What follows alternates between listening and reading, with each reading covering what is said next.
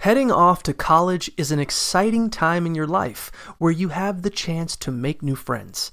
It can be daunting to become a social butterfly on campus, but there are simple steps you can take to improve your social life in college.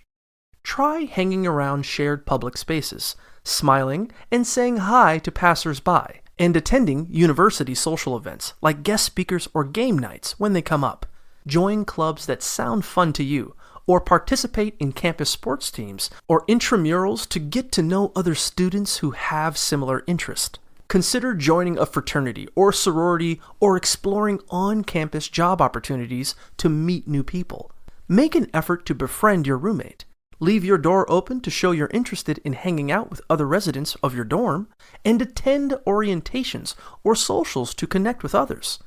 Lastly, link up with classmates who share your interest and engage with them in group projects or study sessions to expand your social network and build relationships.